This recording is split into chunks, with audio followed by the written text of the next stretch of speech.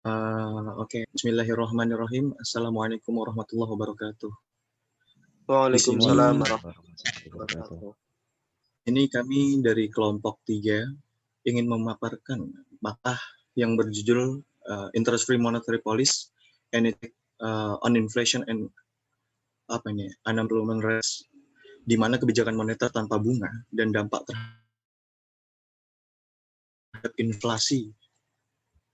Ini Mas, angin apa?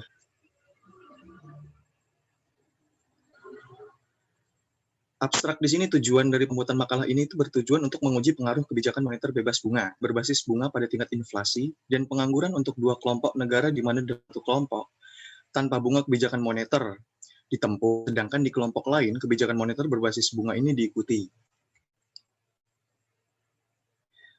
Kemudian desain-desain metodologi daripada penulisan makalah ini melibatkan sampel daripada 23 negara maju yang dibagi menjadi dua kelompok.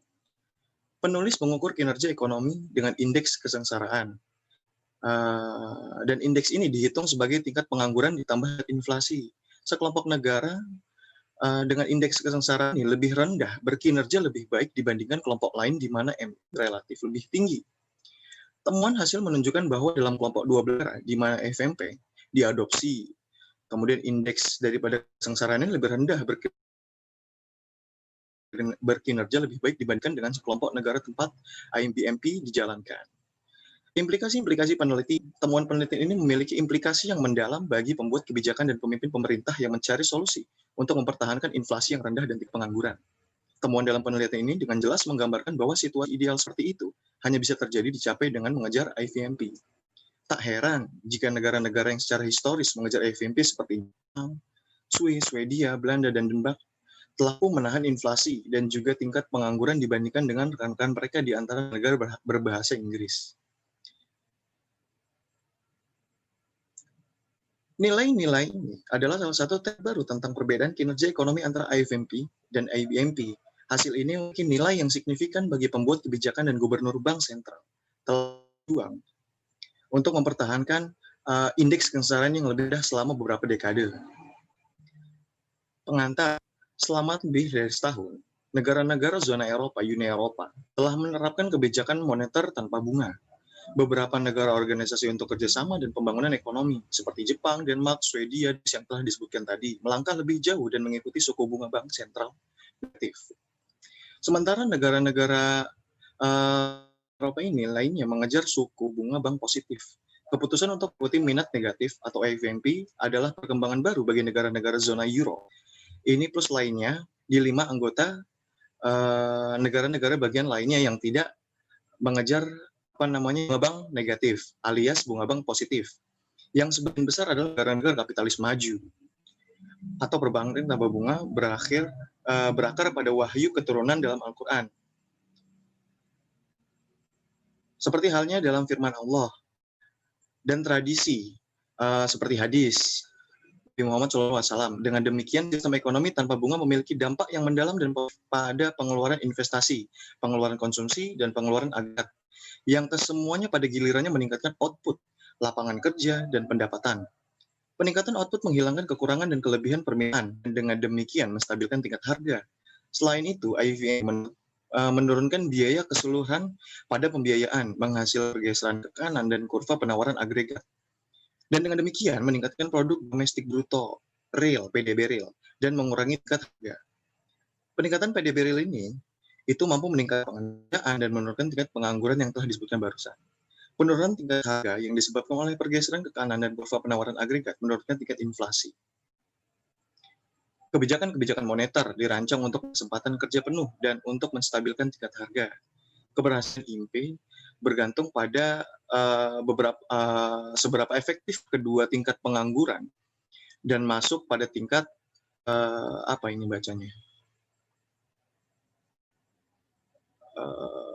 dapat ditampung atau bahkan dengan demikian menggeser kurva Phillips ke kiri kurva Phillips menuju asalnya. Penurunan sukses dalam tingkat pengangguran dan kurva Phillips ini tentunya akan meningkatkan kinerja makroekonomi. Oleh karena itu, makroekonomi dapat diukur sebagai IMF seperti Ini baca gimana? Oke, lanjut. Jika IMP indeks jatuh, yang aneh, jika IMP indeks jatuh, kinerja makroekonomi membaik dan sebaliknya. IMP mirip dengan indeks kesengsaraan MI atau indeks ketidaknyamanan. MI dan diukur dengan cara yang sama sebagai jumlah dari tingkat pengangguran dan pada tingkat apa namanya kurva Phillips ini. Jika indeks kemudian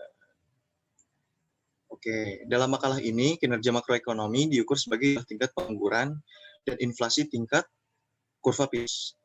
Dalam studi ini, MI dihitung untuk dua kelompok negara yang telah disebutkan pada tabel 2. Untuk grup X, mana kebijakan moneter berbasis bunga positif. Diikuti MI relatif lebih tinggi dibandingkan grup Y, di mana IMP diupayakan. Dalam makalah ini, 3 hipotesis berikut akan diuji. Model atau teori ekonomi apa yang dapat menjelaskan mengenai IMP dapat menghasilkan baik kinerja makroekonomi untuk Y dibandingkan dengan grup X. Hipotesis kedua, apakah grup Y yang diikuti IMP benar-benar berkinerja lebih baik dibandingkan grup X yang diikuti IBMP? Dengan kata lain, apakah grup Y memiliki nilai yang relatif lebih rendah dibandingkan dengan grup X? Hipotesis yang ketiga, jika grup Y memang memiliki yang lebih rendah MI daripada grup X, adalah perbedaan rata-rata dalam MI signifikan secara statistik tidak bisa pada tingkat signifikansi 5% pada perubahan atau tidak, berubah atau tidak. Makalah ini membahas 3 masalah di atas dan menetapkan efektivitas relatif IBMP dibandingkan dengan IBMP. Oleh karena itu, makalah ini dirancang sebagai berikut. Yang pertama, menguraikan dasar-dasar IBMP dan mengulas literatur terbaru. Model teoritis yang dikembangkan di bagian ketiga untuk mengatasi masalah atas. Itu merupakan sebuah sampel dari 11 negara kapitalis, negara-negara yang selain daripada negara-negara yang mengambil bunga negatif, alias negara-negara yang menggunakan sistem bunga positif.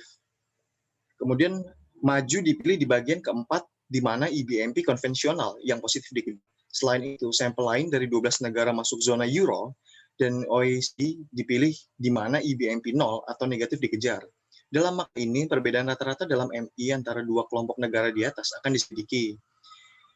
Pada bagian kelima, menguji apakah perbedaan rata-rata antara grup X dan grup Y secara statistik signifikan tidak bisa pada tingkat signifikansi 5% itu berubah atau enggak. Kita Oke, lanjut ke bagian kedua. Selanjutnya, saya akan menjelaskan tentang Foundation of Interest-Free Monetary Policy, atau bisa bilang fondasi dari kebijakan moneter tanpa bunga. Dapat kita ketahui bahwa pinjaman tanpa bunga sendiri, atau biasa disebut dengan Qard al-Hasan, itu merupakan ada dalam Al-Quran dan juga dalam tradisi Rasulullah atau dalam hadis Nabi. Teorinya, ketika IMFP atau QH ini digunakan oleh central bank untuk meningkatkan atau mengurangi penawaran uang, hal ini cenderung meniadakan adanya biaya pengeluaran, kemudian menggeser kurva permintaan agregat ke kanan dan meningkatkan GDP atau Gross Domestic Product atau PDB real dan kesempatan kerja. Nah, Qard al-Hasan ini telah diperhatikan sejak masa Rasulullah dan beliau pun juga melakukannya. Dalam sebuah hadis dari Abu Rafi radhiyallahu an berkata bahwa Rasulullah telah meminjam seekor unta betina muda dari seseorang, dan ketika Rasulullah menerima zakat, unta tersebut dikembalikan. Nah, ketika ada unta tersebut dikembalikan dengan unta yang lebih baik, Rasulullah pun bersabda, berikan kepadanya, sungguh yang terbaik di antara kamu ialah dia yang membayar utang dengan sesuatu yang lebih baik. Nah, kemudian ada hadis lainnya. Ini tadi hadis dari hadis riwayat Muslim nomor 1224 3. Kemudian Ismail bin Abi Rabi'ah al-Masimi radhiyallahu an bercerita dari bapaknya, dari kakeknya, bahwa Rasulullah SAW telah meminjam 30 sampai 40 ribu ketika berada di perang Hunain. Nah, ketika beliau kembali, beliau membayar hutangnya. Kemudian Rasulullah berkata pada dia, semoga Allah Subhanahu wa taala merahmati keluargamu dan hartamu. Dia dari meminjamkan adalah pelunasan dan kata-kata dari surga. Nah, buat tradisi dari hadis lihat itu telah membangun sebuah fondasi dari pinjaman tanpa bunga dengan model meminjam dan meminjamkan dengan balasan yang sangat besar. Nah, Allah Subhanahu wa taala juga telah menjanjikan dan melimpahkan berkah atas Qard al-Hasan di beberapa ayat Al-Quran. Yang pertama dari surat Al-Baqarah ayat 245, siapakah yang mau memberi pinjaman kepada Allah, pinjaman yang baik, yaitu menafkahkan jalannya hartanya di jalan Allah, maka Allah akan memperlipat gandakan pembayaran kepadanya dengan lipat ganda yang banyak, dan Allah menyempitkan dan melapangkan rezeki, dan hanya kepadanya lah kamu dikembalikan. Kemudian Allah menjanjikan balasan akan dilipat gandakan pembayarannya kepada mereka, dan bagi mereka pahala yang banyak. Kemudian Allah juga menjanjikan balasan yang luar biasa bagi dia, yaitu kebersamaan dengan amal baik lainnya dalam ayat, yaitu pada dirikanlah sembahyang, tunaikanlah zakat, dan berikanlah pinjaman kepada Allah, pinjaman yang baik. Dan kebaikan apa saja yang kamu perbuat untuk dirimu, saya akan memperoleh balasannya di sisi Allah sebagai balasan yang baik dan yang paling besar balanya, dan mohonkanlah ampun kepada Allah, sungguhnya Allah Maha Pengampun bagi Maha Penyayang. Ini terdapat di surat Al-Muzammil ayat 20. Oleh karena itu, QIHA atau pinjaman tanpa bunga ini memiliki akar dan unsur tradisi sejak masa Rasulullah dan telah tertera di dalam Al-Quran. Nah, penerapan praktiknya ini tidak hanya memaksimalkan keuntungan ekonomis yang ada di dunia dan kesejahteraan, namun juga fokus pada bagaimana akan nasib kita di akhirat kita kelak.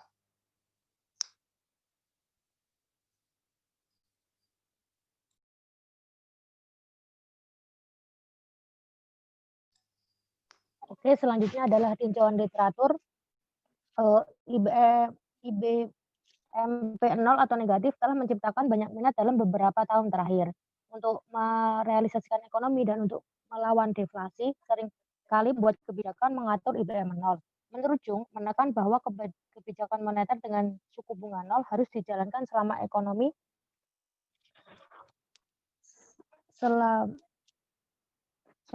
menghadapi prospek permintaan agregat yang lemah.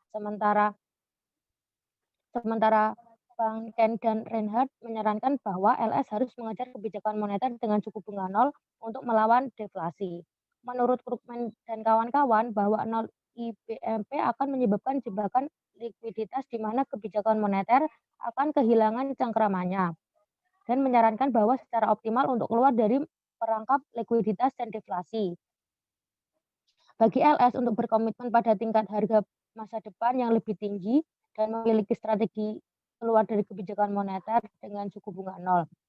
Sedangkan menurut Adam dan Bill, dia mencoba menentukan kebijakan moneter dengan optimal dengan model Keynesian baru ketika tingkat bunga minimal 0. Eckerson dan Woodford berpendapat bahwa dengan adanya kebijakan moneter dengan suku bunga 0, kebijakan yang optimal memerlukan komitmen untuk menyesuaikan suku bunga guna mencapai target tingkat harga yang berubah waktu.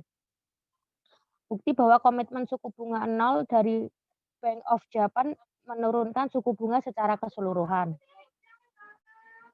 Beberapa negara seperti Jepang, Swiss, Denmark, dan Swedia melangkah lebih maju dan mengejar IBMF negatif.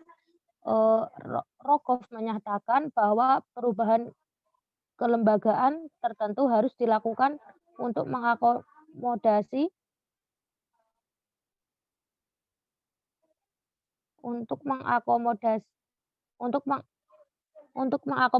IBM negatif, dan pembuatan kebijakan perlu menentukan cara dan strategi untuk menjalankan kebijakan bunga negatif sebagai kebijakan moneter normal.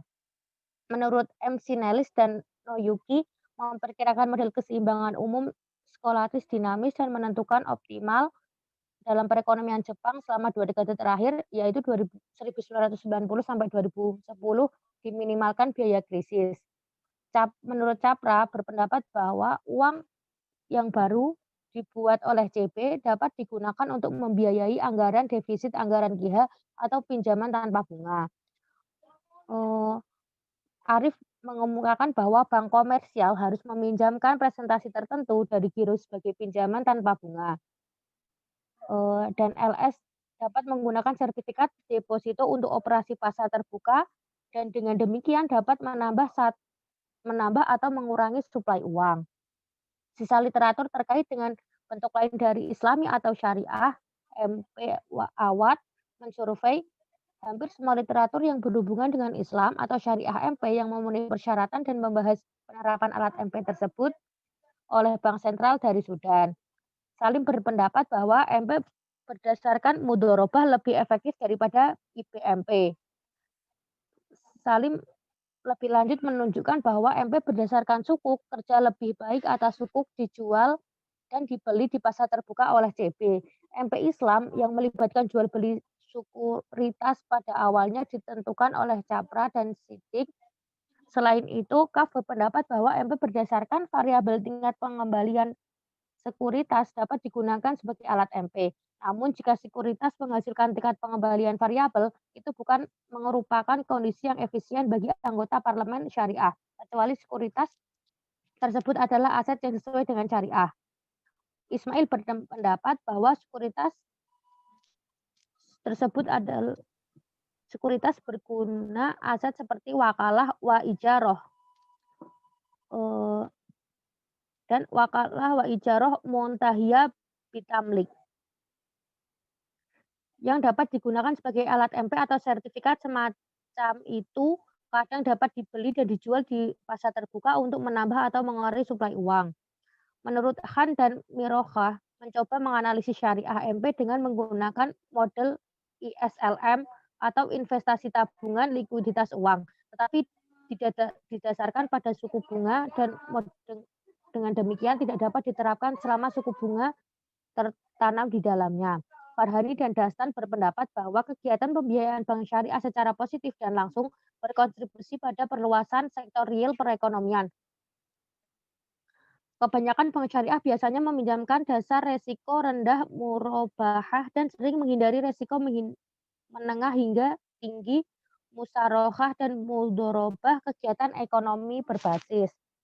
Hot mengembangkan masalah heterogenitas dan kompleksitas tertentu dalam penerapan MP, baik dalam sistem Islam maupun konvensional. Namun penerapan IFMP akan disambut dengan baik.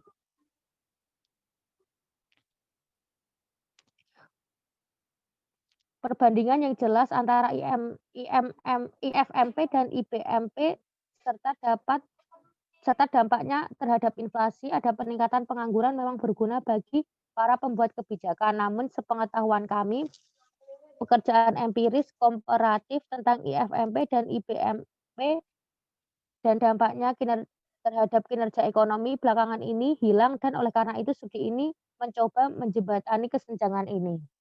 Untuk penjelasan selanjutnya yaitu model.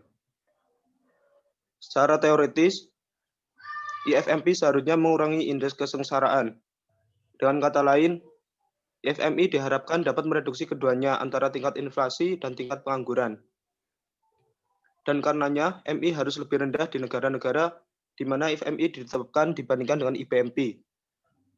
Tapi apa dasar teoritisnya, terutama teori ekonomi fundamental? Apa yang dapat mendukung pernyataan seperti itu? Untuk menjawab pernyataan di atas, mari kita tafsirkan fungsi pengeluaran investasi sebagai berikut. Di mana jika tingkat bunga terjun, I akan meningkat. Begitu pula sebaliknya, jika R sama dengan 0, I akan mencapai level maksimalnya. Jika pinjaman tanpa bunga seperti KIH meningkat dalam perekonomian, I akan meningkat pada tingkat berikut. Persamaan dua ini menunjukkan bahwa pinjaman berbasis KIH tanpa bunga akan berdampak positif pada pengeluaran investasi. Karena IFMI sangat mirip dengan KIH, IFMI juga akan berdampak positif I. Mengganti KIH untuk IFMI dan menggunakan IFM sebagai notasi yang lebih pendek untuk IFMI di persamaan 2. Persamaan 4 menunjukkan bahwa peningkatan jumlah uang beredar di IFMI akan meningkat I oleh B kali perubahan MS, di mana B lebih besar dari 0. Sekarang sebagai I meningkat, fungsi pengeluaran agregat akan bergeser dan pendapatan equilibrium Y akan meningkat. Peningkatan Y akan semakin meningkat I melalui proses multiplier akselerator dari persamaan 1. Peningkatan Y akan meningkat I positif seperti yang ditunjukkan di bawah ini. Persamaan 6 jelas menunjukkan bahwa peningkatan Y hasil dari IFMI akan semakin meningkat I oleh G kali perubahan Y di mana G lebih besar dari 0.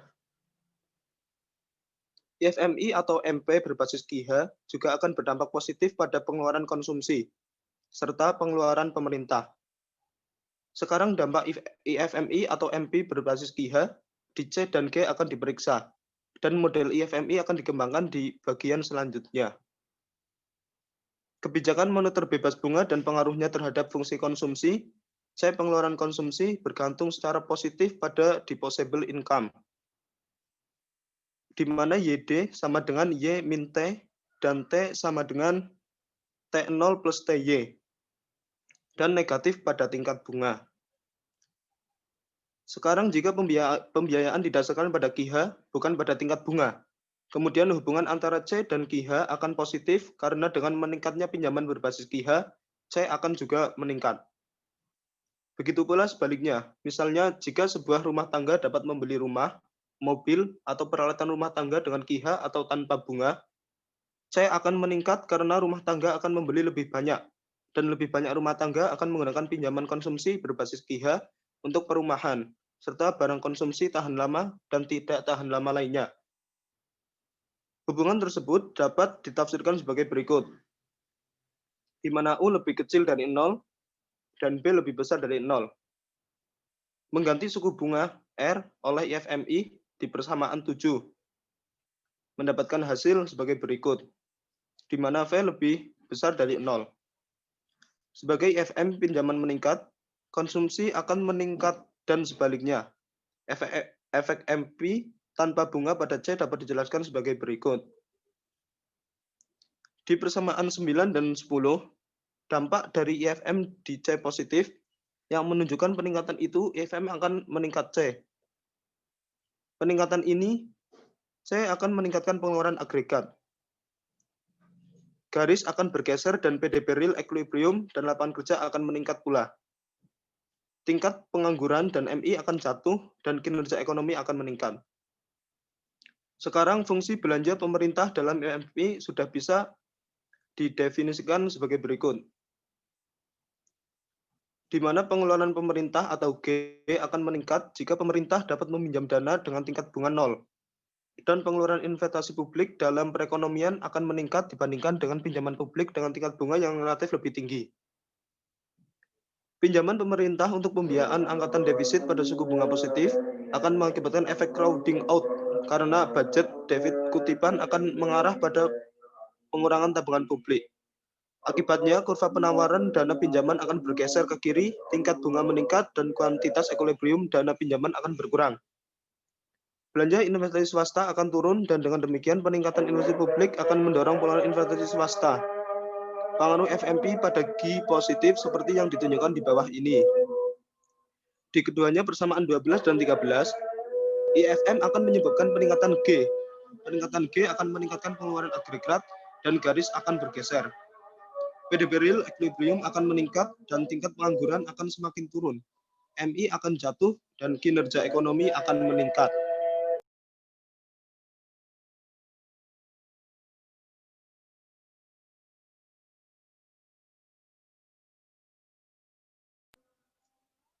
Silakan untuk selanjutnya, Mas Daud.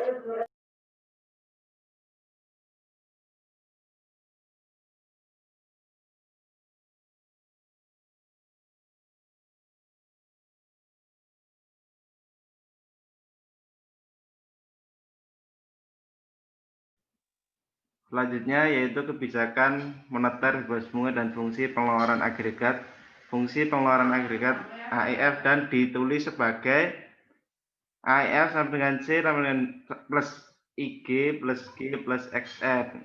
Mengganti nilai dari persamaan di atas untuk C, IG dan asumsi ekspor X sama dengan X0 dan impor M sama dengan M0.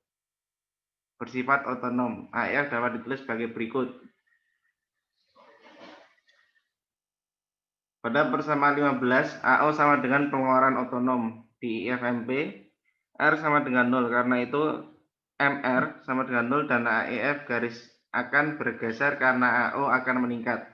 Pergeseran ke atas di AIF garis akan meningkatkan pengeluaran agregat dan pendapatan equilibrium. Y dan pekerjaan E akan meningkat dan tingkat pengangguran akan turun. Turunnya tingkat pengangguran akan mengurangi MI dan kinerja ekonomi akan meningkat. Selanjutnya yaitu kebijakan moneter bebas bunga dan equilibrium makroekonomi. Dalam equilibrium, pengeluaran agregat Y sama dengan pengeluaran agregat AEF dan karenanya dari persamaan 15, kondisi equilibrium makroekonomi dapat dituliskan sebagai berikut.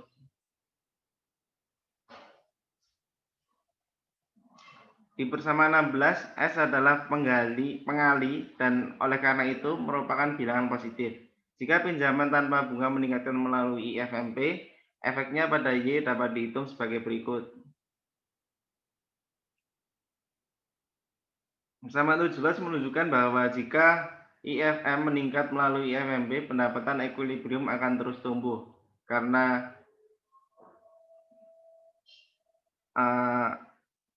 selain itu, total kenaikan pendapatan equilibrium dapat dihitung sebagai berikut. Persamaan 18 menunjukkan bahwa pendapatan equilibrium Y akan meningkat dan akibatnya tingkat pengangguran akan turun. MI akan turun dan kinerja perekonomian secara keseluruhan akan meningkat. Landasan teoritis dan kebijakan moneter, bebas bunga dan dampaknya terhadap pengurangan inflasi dan pengangguran. Di pasar kompetitif, harga P sama dengan biaya marginal MC, P sama dengan MC. Di pasar yang tidak sempurna, harga juga sangat bergantung pada biaya produksi dan oleh karena itu harga adalah fungsi dari biaya C. P sama dengan P kurung C. Oleh karena itu, baik dalam persaingan sempurna maupun tidak sempurna, biaya produksi memegang peranan penting dalam penentuan harga pasar. Dan hal-hal lain tetap sama. Semakin tinggi banyak produksi, maka semakin tinggi pula harga dan sebaliknya. Biaya bunga merupakan komponen penting dari harga pokok penjualan dan laporan laba rugi dalam IFMP. Biaya pinjaman akan turun di berbagai sektor ekonomi secara keseluruhan dan komponen biaya bunga akan turun. Dengan menurunnya biaya bunga, maka tingkat harga juga akan turun dan sebaliknya. Karena tingkat harga keseluruhan jatuh dalam IFMP, tingkat inflasi akan turun. Selain itu, dalam IFMP perusahaan akan mampu membeli lebih banyak barang modal dan pengeluaran investasi dalam perekonomian akan meningkat. Ketika pengeluaran investasi meningkat, pengeluaran agregat dalam perekonomian akan meningkat dan pendapatan equilibrium serta kesempatan kerja akan meningkat dan akibatnya tingkat pengangguran UR akan turun. Oleh karena itu, dalam IFMP akan terjadi penurunan simultan baik tingkat inflasi maupun pengangguran dan akibatnya indeks ketidaknyamanan atau indeks kesengsaraan akan turun. Dan kurva Phillips akan bergeser ke arah asalnya. Jadi hubungan antara IFMP dan MI di atas, kita dapat mendalilkan kaidah satu berikut ini.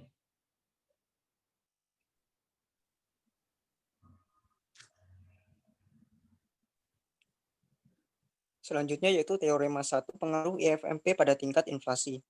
Dalam IFMP, biaya marginal lebih kecil dibandingkan dengan biaya marginal di IBMP. Karena relatif rendah, financial cost membiayai biaya ekonomi di bawah IFMP. Sejak tingkat inflasi di FMP lebih kecil dari PIBMP, di mana PIBMP sama dengan tingkat inflasi dalam MP berbasis bunga, dan PIFMP sama dengan tingkat inflasi di IFMP. PIFMP sama dengan tingkat harga di IFMP dan PIBMP sama dengan tingkat harga di IBMP. Begitu pula di IFMP, secara keseluruhan pembiayaan di seluruh perekonomian akan menurun dan akibatnya pengeluaran investasi akan meningkat. Garis pengeluaran agregat akan bergeser, pendapatan equilibrium dan pekerjaan akan meningkat, dan tingkat pengangguran akan menurun. Skenario yang saling terkait tersebut dapat diasumsikan dalam teorema 2 sebagai berikut, yaitu pengaruh IFMP pada tingkat pengangguran, lapangan kerja penuh atau potensi PDB real atau pendapatan equilibrium, di mana YF sama dengan YP, UR sama dengan NRU sejak CU sama dengan 0, di mana NRU sama dengan tingkat pengangguran alami dan CU sama dengan UR siklus. Teorema 1 dan teorema 2 di atas telah dengan jelas menetapkan bahwa berdasarkan IFMP, keduanya pada tingkat inflasi dan pengangguran akan lebih rendah dibandingkan dengan IBMP. Penegasan teoretis seperti itu akan diperiksa ulang dengan tes empiris di bagian berikut. Pergeseran ke kanan dalam kurva penawaran agregat. IFMP akan menurunkan biaya pinjaman di seluruh perekonomian. Akibatnya biaya input model bersih akan turun dan kurva penawaran agregat akan bergeser ke kanan. Pergeseran ke kanan dalam kurva AS akan menyebabkan peningkatan PDB real dan penurunan tingkat harga agregat. Peningkatan PDB real akan menyebabkan peningkatan lapangan kerja dan penurunan tingkat pengangguran. Saat tingkat pengangguran turun, MI juga akan turun dan kinerja makroekonomi akan meningkat. Selain itu, penurunan tingkat harga akan menyebabkan penurunan harga tingkat inflasi. Seperti dalam tingkat inflasi menurun, ekonomi menjadi lebih kompetitif dan MI pun menurun. Oleh karena itu, penurunan pengangguran secara simultan, tingkat inflasi secara substansial akan mengurangi MI, dan daya saing seperti itu akan mengarah pada pertumbuhan ekonomi yang stabil, dengan lapangan kerja penuh dan stabilitas harga suatu kombinasi yang hampir tidak dapat dicapai dalam IBMP. Oleh karena itu, IFMP tidak hanya menjamin lapangan kerja penuh, tetapi juga stabilitas harga. Di lain kata, IFMP lebih rendah daripada MI, dan dengan demikian menggeser kurva Philip ke kiri, yaitu ke arah asal, dan membuat perekonomian lebih kompetitif dari sebelumnya. Bagian selanjutnya menyajikan bukti rendah MI di negara di mana IFMP dikejar dibandingkan dengan negara-negara yang diikuti oleh IBMP positif. Oke, selanjutnya.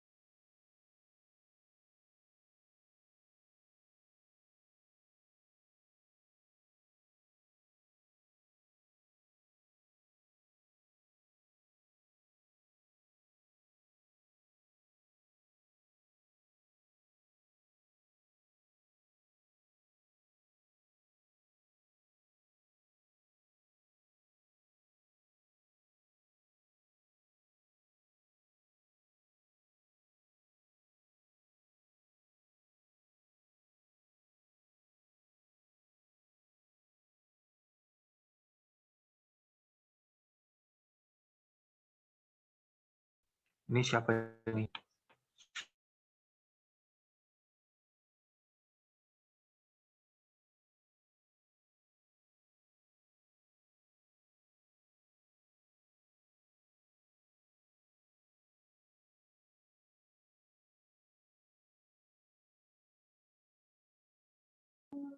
Oke, selanjutnya.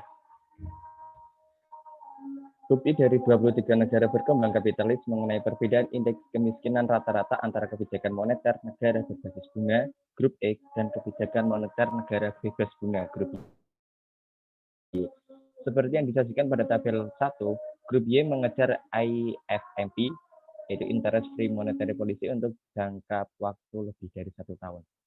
Beberapa negara di grup Y, terutama dari zona Eropa, mengikuti suku bunga bank 0 atau suku bunga sentral bank 0.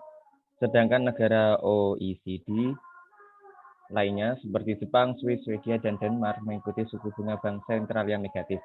Indeks Misery Index untuk 12 negara di grup Y adalah 5,63, sedangkan 11 negara di grup X memiliki Misery Index 9,11. Berikut adalah tabel satunya.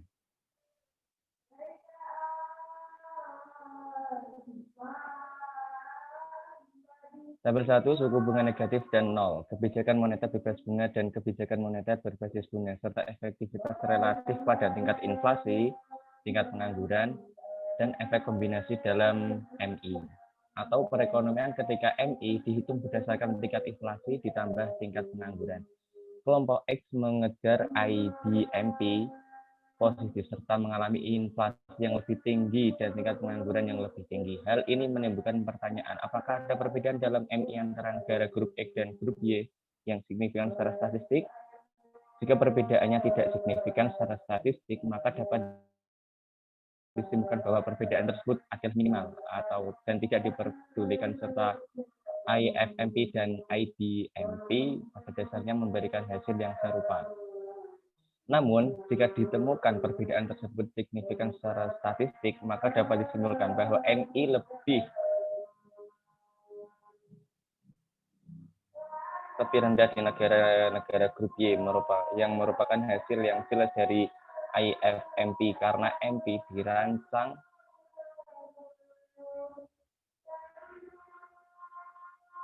untuk mengendalikan inflasi dan tingkat pengangguran. Hanya IFMP yang memberikan inflasi dan tingkat pengangguran yang rendah dibandingkan dengan IBMP. Data pada MI itu menunjukkan bahwa tingkat inflasi dan tingkat pengangguran untuk negara-negara grup X dan Y yang disajikan pada tabel 1.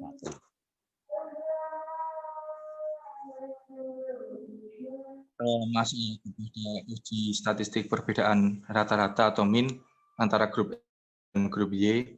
Jadi terbukti dari tabel 1 bahwasanya MI atau indeks kemiskinan itu lebih tinggi di grup X dibandingkan dengan grup Y di mana IFMP telah diupayakan. Nah, untuk sekarang penting untuk menguji apakah perbedaan dari indeks kemiskinan di antara kelompok-kelompok tersebut signifikan secara statistik pada alfa sebesar 5%. Jika ditemukan bahwa perbedaan indeks kemiskinan secara statistik signifikan pada alfa 5%, maka disimpulkan bahwa grup Y, di mana IFMP telah diupayakan selama lebih dari 1 tahun, menghasilkan indeks kemiskinan yang relatif lebih rendah sehingga kinerjanya lebih baik dibandingkan dengan grup X, di mana IBMP dikejar. Nah, untuk menguji perbedaan rata-rata di indeks kemiskinan, hipotesis 0 kita nyatakan terlebih dahulu, yaitu hipotesis 0 dapat dinyatakan sebagai berikut.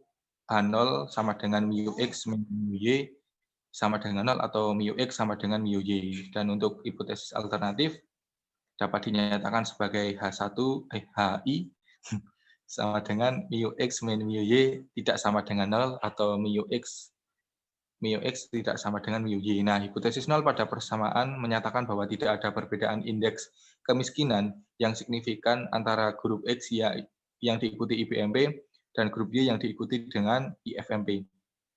Hipotesis alternatif dalam persamaan menunjukkan bahwa rata-rata indeks kemiskinan di grup X berbeda secara signifikan dengan di grup Y. Nah, dalam prosedur statistik ini, tingkat signifikan ditetapkan pada alfa 5%, Nah, untuk mencari derajat kebebasan atau DF ditentukan dengan rumus sebagai berikut ini. Jadi nanti DF ini untuk mencari T tabulasi atau T tabel ya. Nah, kemudian langsung saja ke tabel. Nah, untuk di tabel ini teman-teman nanti bisa mencermati sendiri. Kita masuk ke dalam hitungannya. Jadi untuk DF di hitungannya ke bawah lagi. Nah, ini untuk DF ini kita cari dan ketemu di sini adalah 12 untuk DF-nya, dan kemudian kita menghitung T hitungnya, ketemu 2,4645. Nah, dari tabel T, nilai T tabulasi atau T tabel pada alfa 5% kan dengan DF 12, maka di sini T tabelnya adalah 2,179. Nah, nilai T hitung dari persamaannya adalah 2,4645. Nah, karena nilai T hitung lebih besar dari tabel, maka hipotesis 0 ditolak dan dapat disimpulkan bahwa terdapat perbedaan rata-rata indeks kemiskinan yang signifikan antara kelompok X dan kelompok Y.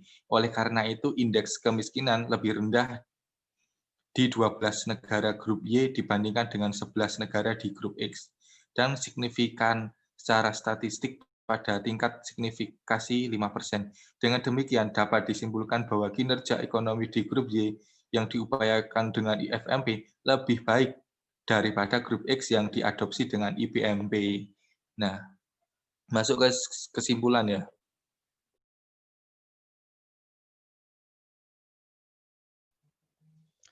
Adapun kesimpulan dari materi yang telah disampaikan bahwa pada dasarnya studi ini mengkaji pengaruh IFMP dan IBMP terhadap kinerja ekonomi 23 negara kapitalis maju. Total sampel 23 negara ini dibagi menjadi 2 kelompok.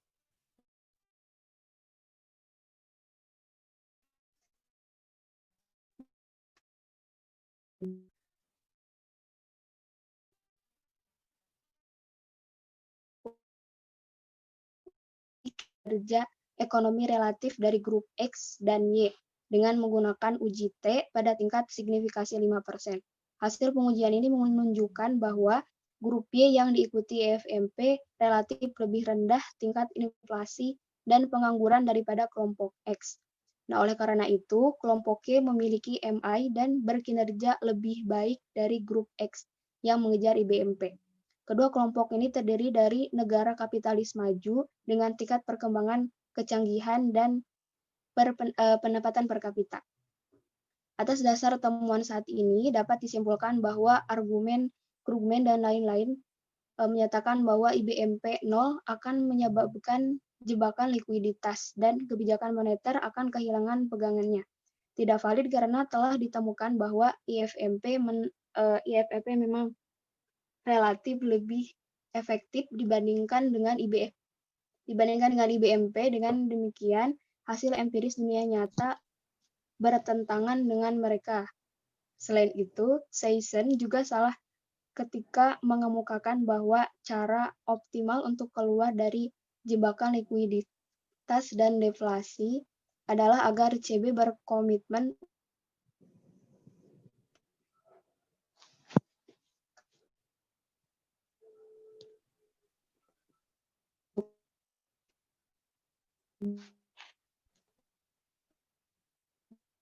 membutuhkan strategi keluar dari IFMP. Selain itu, negara-negara tersebut telah mengejar IFMP untuk lebih dari 1 tahun dan melakukan jauh lebih baik daripada negara-negara yang mengejar IBMP. Demikian presentasi dari kelompok kami. Bila banyak salah dan kekurangan, kami mohon maaf. Wassalamualaikum warahmatullahi wabarakatuh. Waalaikumsalam warahmatullahi wabarakatuh.